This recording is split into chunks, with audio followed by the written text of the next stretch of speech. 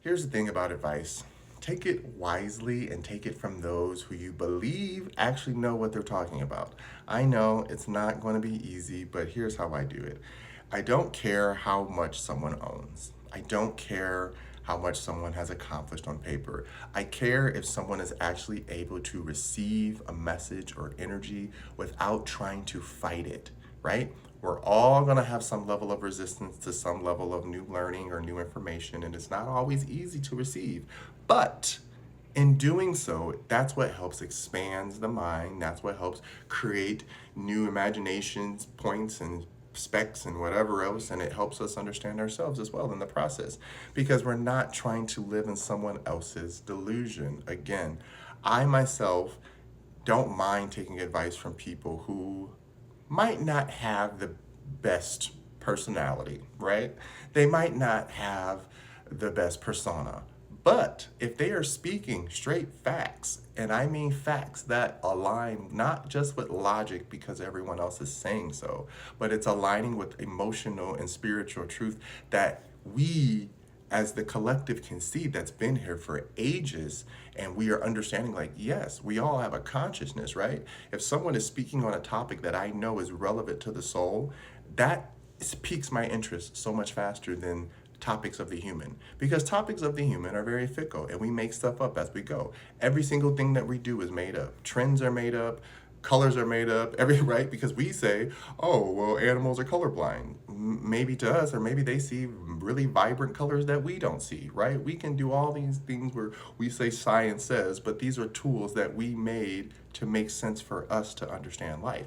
So this is why I always say, make sure you're listening to how you receive information. Make sure you're listening to who you're receiving it from, because that's where the wisdom comes in. The wisdom is not in trying to retain everything that someone says or all the information that comes into your realm. It's about knowing how to have discernment with that information and knowing how to figure out what is wisdom.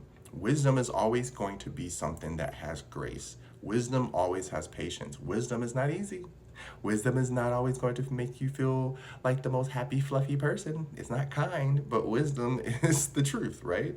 And wisdom is saying, look, this thing happened, this thing occurred. You felt this way. Now you feel this way. You have a perception. It is what it is. You can choose to run your life with that perception, or you can go back and ask yourself why that perception was created and if you validate it or if you choose to give it truth. This is wisdom.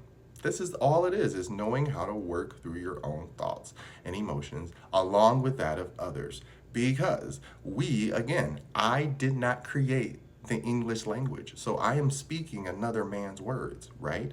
I am speaking another person's vibrations. I'm speaking another person's enunciation. But with that knowing, I then have the opportunity as the human ego and avatar to then align with my spirit, soul, and emotions to say, do we agree with this truth?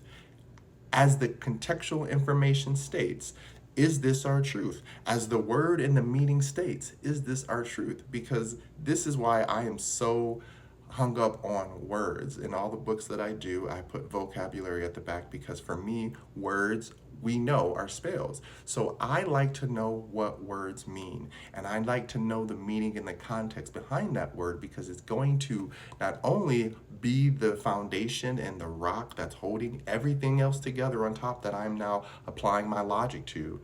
I also have to then apply my confidence to, because you can't just be speaking the truth with no confidence, because that's how people fall apart and then they start saying, well, I said that. Yeah, but you didn't say it with your chest. So that's why didn't nobody believe you. So you have to believe what you're saying as well. This is why truth matters. If you're speaking something that is not your truth, or if you're speaking something that has no balance of truth in it, then you're now making something up to make yourself feel better, and then you're going to go out and speak that as your truth, which gives you some sense of power.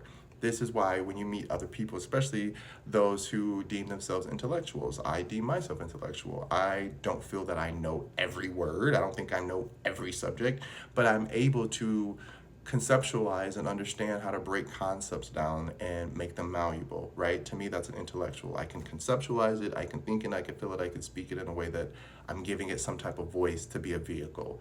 That's all intellectuals do. Having smarts and adaptability, that's about knowing how to work all through the problems that come along with said thing that you're trying to be an expert at.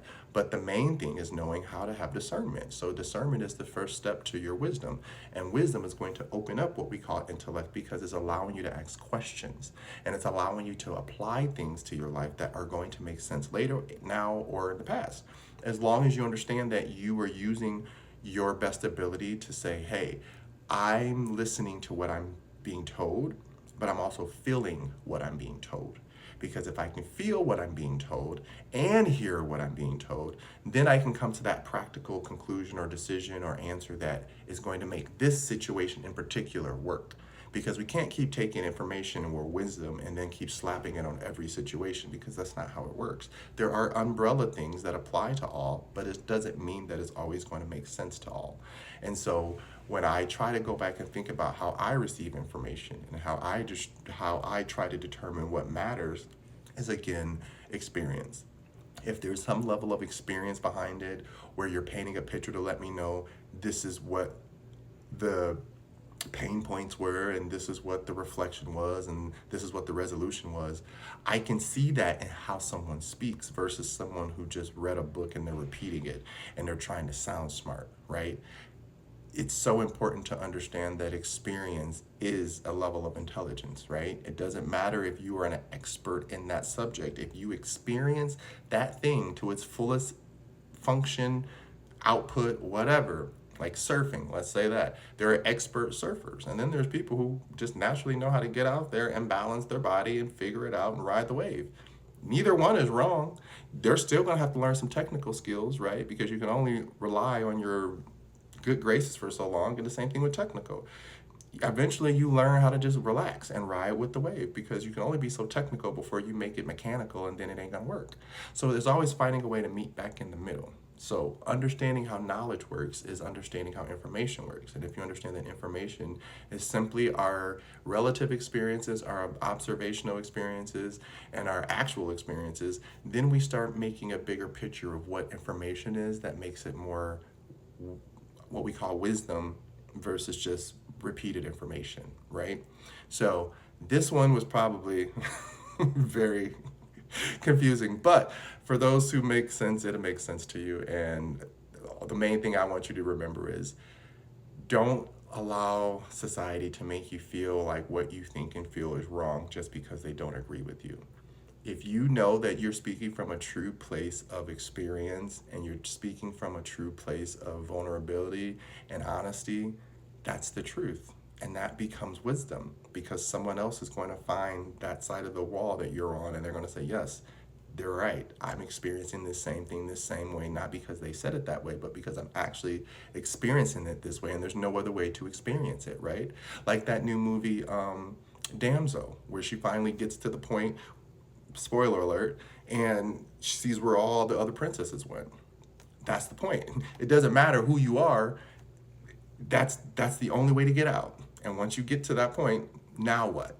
So when you don't have real experience, you're just going to stay stuck wherever the last person left off at that checkpoint of what we call knowledge. So take the time to plunge into fear. Ask questions, go against the grain. It's okay. Again, we're not always going to agree with each other, but we have to understand how to speak to each other in a way that's listening beyond just the words, and understanding that there's contextual information that's actually emotions, but we just like to layer it as something else. Anyways, I hope this makes sense. Love ya. Mwah.